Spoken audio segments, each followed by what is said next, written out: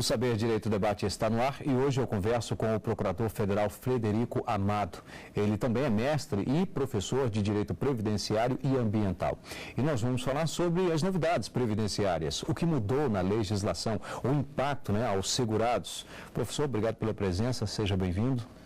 Obrigado, amigo. É um prazer aqui estar conversando com vocês um pouco sobre direito previdenciário e essas enormes mudanças que ocorreram durante o ano de 2015, que muito desperta na sociedade como um todo o conhecimento, porque praticamente todos nós temos algum tipo de relação previdenciária. Interfere diretamente na vida do cidadão brasileiro. Agora, o senhor disse bem, 2015 nós tivemos muitas mudanças, mas eu vou um pouquinho além desse 2015. Na verdade, nós temos aí na Previdência várias, na legislação, várias mudanças ao longo dos anos. E eu queria saber do senhor, essas mudanças de fato são necessárias, elas mais beneficiam o cidadão ou atrapalham a vida do cidadão, mas isso, claro, tem aí uma relação com o Estado, diretamente com o Estado. Bom, na verdade, as reformas previdenciárias sempre buscam ser favoráveis aos segurados e dependentes, até porque, se chegar ao ponto de déficit da Previdência, que a União não tenha condições de arcar com o orçamento fiscal, todos vão ficar prejudicados. Então, a Previdência, não só no Brasil, mas no mundo, ela precisa ser constantemente reformada, na medida em que os fatos sociais eles são alterados. Hoje nós temos dois fatos sociais interessantes, mas que oneram a Previdência, que é a redução do crescimento vegetativo. Se estão nascendo menos pessoas, vai ter menos gente para pagar a contribuição previdenciária. E a elevação constante e interessante da expectativa de vida. Mas se as pessoas vivem mais, é um período maior para receber aposentadoria e pensão, e isso impacta no cofre previdenciário. No geral, nesse ordenamento previdenciário instituído em 1991, com a criação do Regime Geral de Previdência Social, abarcando tanto os trabalhadores urbanos quanto rurais, as mudanças foram sempre para ampliar a proteção previdenciária. Somente em dois momentos eu identifico uma restrição de proteção previdenciária. O primeiro deles com o advento da Emenda 20 de 98. A Emenda 20 foi a primeira reforma previdenciária em que houve a restrição tanto do salário família quanto do auxílio reclusão para situações de baixa renda. E a segunda restrição adveio com a medida provisória 664 de 2014, posteriormente convertida na Lei 13135 de 2015, principalmente algumas restrições referentes ao benefício de pensão por morte. Bom, o senhor falou então em relação a um ajuste de nascimento, crescimento populacional, enfim, mas uma corrente diz que, na verdade, essa verba também, e aí há um outro fator, seria mal administrado. Prova disso é que nós tivemos vários rombos na Previdência ao longo de vários anos, né? Isso também, de certa forma, impacta essa, digamos, má gestão? Existe essa má gestão? Eu não digo que existe, mas com certeza existiu. No passado, os recursos da Previdência, eles foram utilizados para despesas que não eram previdenciárias. É fato notório, por exemplo, que o dinheiro da Previdência foi utilizado para auxiliar na construção de Brasília. É fato notório que foi utilizado também para a Ponte Rio-Niterói. E aí, como esses recursos da Previdência no passado foram utilizados para outras despesas que não pagamento de benefícios previdenciários, isso acarreta um impacto na medida em que, quando um regime previdenciário é criado, ele tende a arrecadar muito mais do que gastar.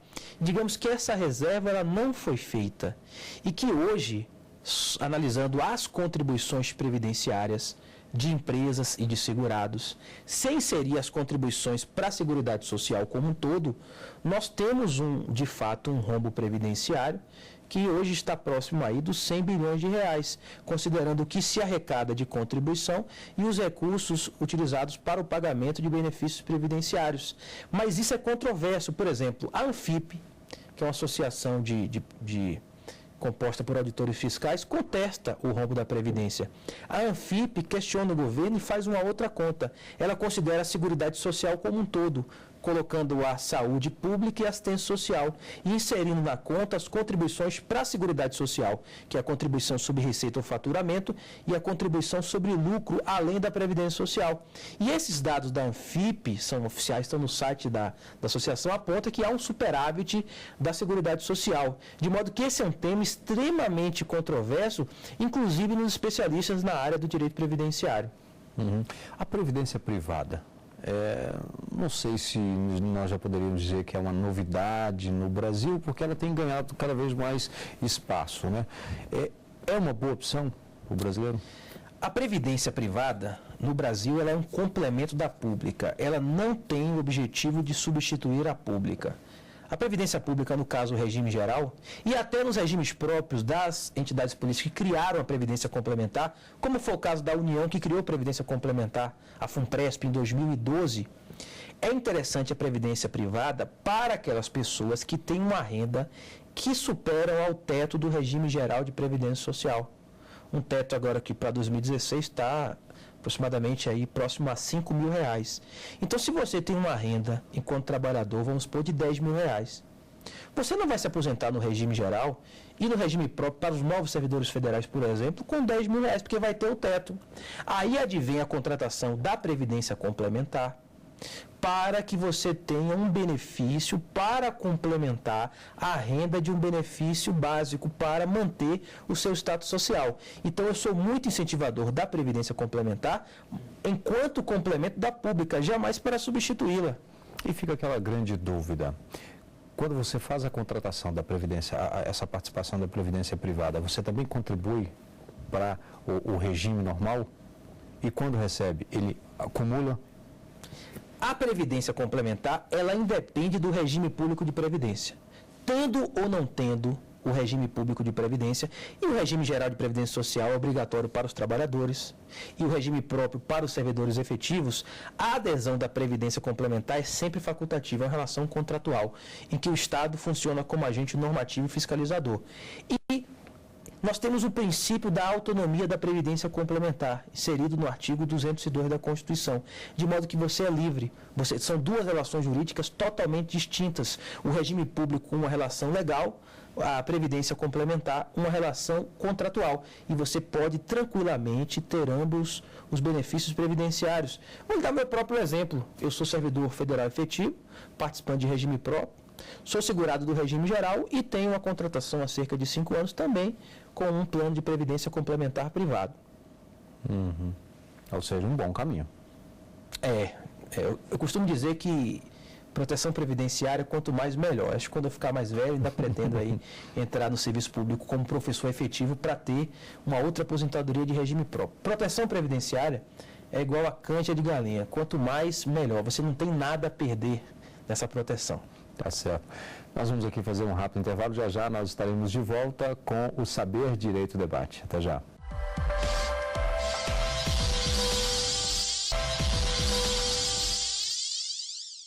Estamos de volta com o Saber Direito Debate. Aqui no estúdio conversa comigo o professor Frederico Amado, né, que durante essa semana apresentou um curso sobre as novidades previdenciárias. E aí são muitas, né, professor? Ao longo de 2015, inclusive, talvez, acredito que tenha sido o período de grandes mudanças, né? Todos os anos a gente costuma ter mudanças. Vou dar um exemplo. Em 2013 nós tivemos a Lei 12.873, que estendeu o benefício salário maternidade para os homens. Foi um bom avanço de proteção previdenciária.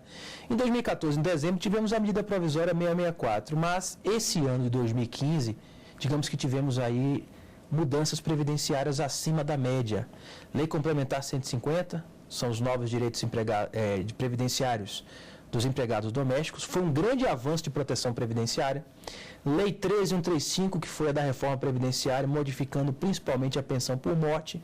Tivemos a Lei 13.183, que modificou a regra 85, mulher 95 homem, para tornar facultativo o fator previdenciário na aposentadoria por tempo de contribuição. Lei 13.202, agora de dezembro de 2015, modificando regras no custeio. E isso só para citar as principais. Além da Lei Complementar 152, que elevou de 70 para 75 anos a idade da aposentadoria compulsória do servidor público. Só para citar as principais. Verdade. Bom, e aí causou inclusive uma grande expectativa e também uma certa confusão na cabeça principalmente daquelas pessoas que estão prestes a aposentar. Como é que fica então essa situação? Confusão até em quem é especialista na área, né? Então, assim, tem que estudar muito, se dedicar muito para poder tentar dominar o tema. Desde 18 de junho de 2015, quando foi publicada a MP 676, posteriormente convertida na Lei 13.183, nós tivemos uma possibilidade de flexibilizar, tornar facultativo o fator previdenciário na aposentadoria por tempo de contribuição. O homem aposenta sem idade mínima por tempo de contribuição com 35 anos de tempo de contribuição, a mulher com 30. E aí, até então, era sempre obrigatório o fator previdenciário nessa aposentadoria. Só que quando a pessoa é muito jovem, o fator previdenciário ele reduz a renda, ele é menor do que 1,0.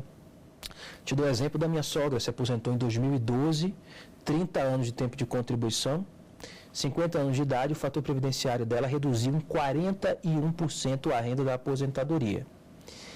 Mantida essa regra antiga, que continua em vigor, mas se abrir uma possibilidade, atualmente inserida no artigo 29-C de Casa da Lei 8213, de aposentadoria por tempo de contribuição, tornar facultativo o fator previdenciário, que só vai incidir para elevar a renda. O fator só eleva a renda quando ele é maior do que 1,0. Mas para isso, o homem tem que chegar a 95 pontos, somando idade e tempo de contribuição, desde que ele tenha pelo menos 35 anos de tempo de contribuição.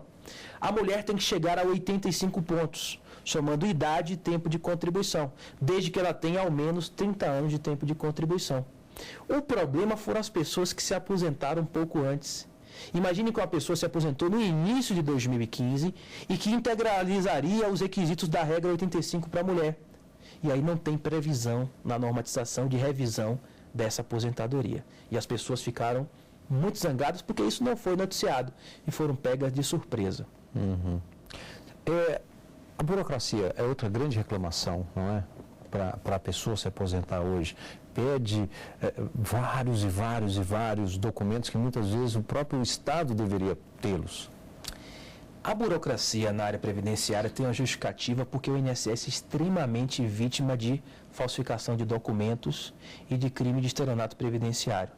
Então, assim, há uma cautela muito grande. Mesmo com essa cautela, existem inúmeras fraudes que são desvendadas, sendo que eu acredito que o grosso de fraude sequer é desvendado.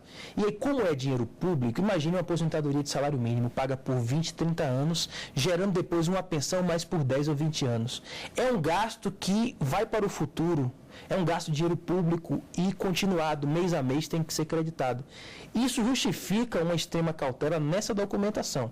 Então, assim, salvo um abuso, eu acho que essa burocracia, utilizando a expressão no bom sentido, ela é necessária pelos gastos futuros e por se tratar de recurso público, recursos que são dos próprios segurados da Previdência Social. Uhum. O senhor citou aí essa grande novidade, ela, inclusive vem de uma grande expectativa da população, que é justamente a previdência, a seguridade para os trabalhadores domésticos, não é? E o que melhora a partir de agora? Quais os benefícios que essa pessoa agora passa a ter com essas mudanças? A proteção previdenciária do empregado doméstico deu um salto de qualidade desde junho de 2015, quando foi publicada e entrou em vigor a Lei Complementar 150. Sintetizando aqui rapidamente para vocês, o empregado doméstico não recebia nenhum benefício por acidente de trabalho, passou a receber. O empregado doméstico não recebia auxílio acidente, passou a receber. O empregado doméstico não recebia salário família, passou a receber. O empregado doméstico não tinha presunção de recolhimento da contribuição. O patrão, se não recolhesse, ele tinha que provar o recolhimento, era um verdadeiro absurdo. Passou a ter com o advento da Lei Complementar 150. E passou a ter a contribuição seguro acidente de trabalho a ser paga pelo patrão doméstico. Esses foram aqui os 5 avanços em favor do empregado doméstico, que ainda não é idêntico ao empregado. Não houve uma equiparação total do empregado doméstico ao empregado, porque ele cita alguns direitos aqui que o empregado tem na esfera previdenciária que o doméstico não tem, como a aposentadoria especial, como o direito do salário de maternidade romper o teto do salário de contribuição. ainda não está igual, mas a diferença foi bastante reduzida com a ótima Lei Complementar 150 de 2015. E a tendência é igualar ou não? Eu acredito que nós tivemos, inclusive, a entrada, por exemplo, dos trabalhadores rurais, acho que segue a mesma dinâmica, né? Trouxe essa inovação e depois foi melhorando passo a passo. Há uma tendência, acredito que não por agora te dê um grande salto de qualidade, mas eu acho que na próxima década, acho que há uma tendência de igualar aqui em todos os pontos o regime jurídico do empregado com o empregado doméstico, porque não tem por que ser diferente, na minha opinião. O trabalhador rural, ele deu um grande salto de qualidade em 1991. Até 1991, nós tínhamos o apartheid previdenciário. Tínhamos a previdência urbana, regida era o INPS na época que concedia os benefícios, e tínhamos a previdência rural com outra legislação, que era o pró-rural, regida pelo Fundo Rural. Em 91, foram extintas as previdências urbanas, a previdência urbana e a rural, e nasceu o regime geral de previdência social abarcando ambos. E os trabalhadores rurais, antes da Constituição, a aposentadoria por velhice, que era o nome do benefício na época, era metade do salário mínimo. A pensão rural era 30% do salário mínimo. E já com a Constituição, que determinou que nenhum benefício que substitua a remuneração do segurado não pode ser menor do que o salário mínimo, eles já foram aproximados para o salário mínimo. Então, a Constituição trouxe inúmeros avanços de proteção previdenciária para o rural e criou um princípio da Seguridade Social, lá do artigo 194, princípio da uniformidade e equivalência dos benefícios e dos serviços aos povos urbanos e rurais. Aí. Bom, nós vamos aqui, professor, fazer mais um rápido intervalo, já estaremos de volta com o Saber Direito Debate.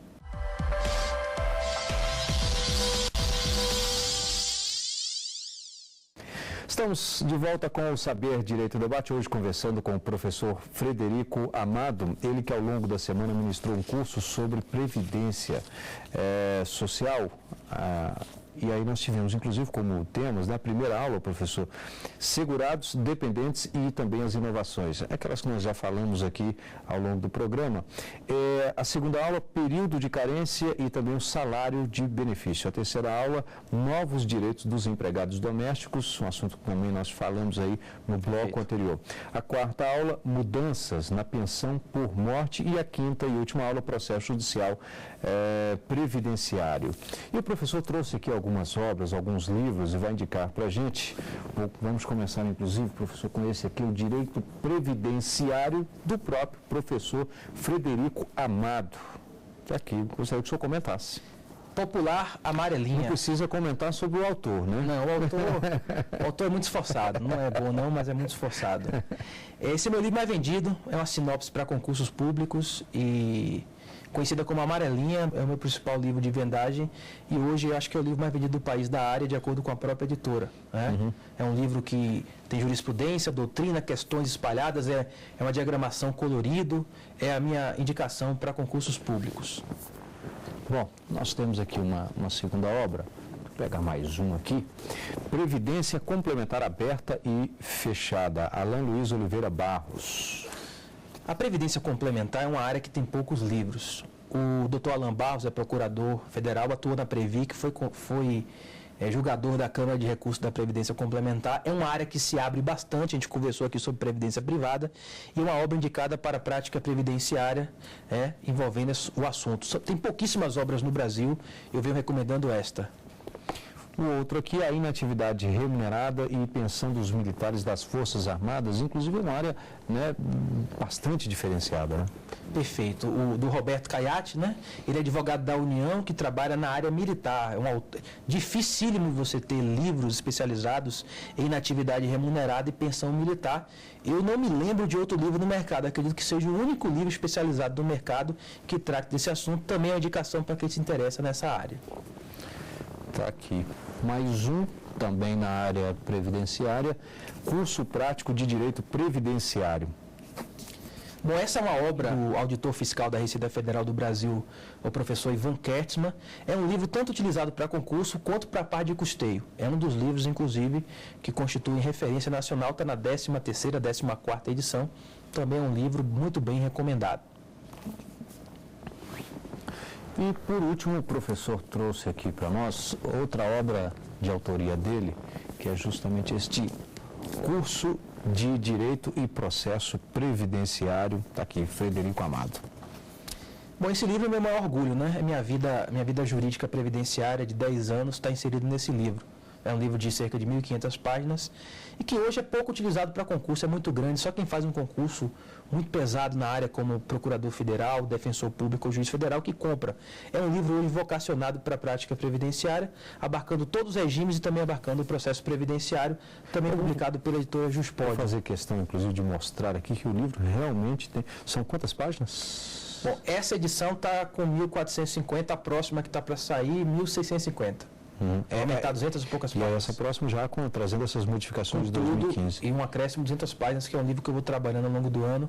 É como se fosse um filho. Né? Eu costumo, inclusive, dizer aqui no programa, normalmente um filho, para o autor, o livro, né, a obra, é um filho porque precisa de toda uma dedicação antes, durante e depois, como é o caso seu, dessa atualização desse curso de Direito de Processo Previdenciário. Bom, professor, além do Direito Previdenciário, você também atua em uma outra área que é justamente o Direito Ambiental. Eu sou muito questionado sobre isso, porque quando eu entrei em 2003 na AGU, ocupando o cargo de Procurador Federal, eu fui lotado na Procuradoria do IBAMA do Estado do Pará. Então eu fui 2 anos, tive o maior orgulho de ter morado no Pará, de ter sido procurador do IBAMA. E quando eu voltei transferido para Salvador, onde eu resido, não pretendo sair mais, eu também atuei em outras áreas, como a parte de meio ambiente cultural do IFAM. E aí eu tenho alguns livros publicados também, como o meu principal livro, Direito Ambiental, é o Direito Ambiental Esquematizado, que é um livro também com mais de 1.000 páginas, da editora Método. E aí eu me divido, né? Eu costumo dizer que eu sou um profissional dividido e muito bem resolvido entre o direito ambiental e o direito previdenciário. E não respondo qual das duas matérias eu gosto mais, porque nem eu sei qual é a resposta a essa indagação. As duas não estão, digamos assim, tão próximas uma da outra, né?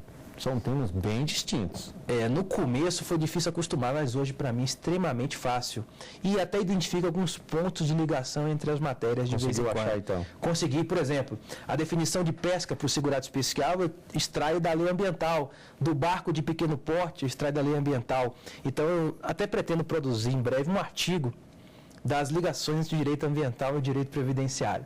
Professor Frederico, o que lhe motivou a ir justamente para esse ramo do direito? Olha, vou ser bastante sincero, foi por acaso. Eu caí na Procuradoria do IBAMA, me especializei em Direito Ambiental. E eu entrei na área previdenciária, vou ser muito sincero, forçado, porque é a área que tem o maior volume de processo. Entrei lá, um volume enorme até hoje, já tive até a chance de sair, mas não quis, e me apaixonei pelo direito previdenciário. Mas o início nas matérias foi pura sorte. E são duas áreas que têm uma grande carência, tanto de professores quanto de livros. E hoje eu me dedico à atividade profissional que eu mais gosto, minha paixão são os livros. Eu pretendo morrer até a minha morte, manter as edições dos meus livros e sonho que os meus filhos, eu tenho uma menina e um menino, que um se especialize em direito ambiental e o outro em direito previdenciário. Não vou forçar, mas vou induzir de leve para ver se eles despertam a mesma paixão que despertaram em mim as duas matérias. Ao todo você tem quantas obras? Além dessas duas aqui? Eu não sei o número exato, mas já passei de 20 publicadas. Eu não me lembro de cabeça quantas foram, mas são mais de 20. E sempre nesses dois temas? Só direito ambiental e direito previdenciário. Ou direito previdenciário. Tá certo. Tá aí, então. Nós conversamos aqui com o professor Frederico Amado, ele que ao longo da semana ministrou o curso no Saber Direito sobre direito previdenciário. E lembro que você pode participar do Saber Direito, mandando seu e-mail, saberdireito@stf.jus.br e assistir a este ou outros programas da TV Justiça em nosso site tvjustiça.jus.br. Obrigado e até o próximo encontro.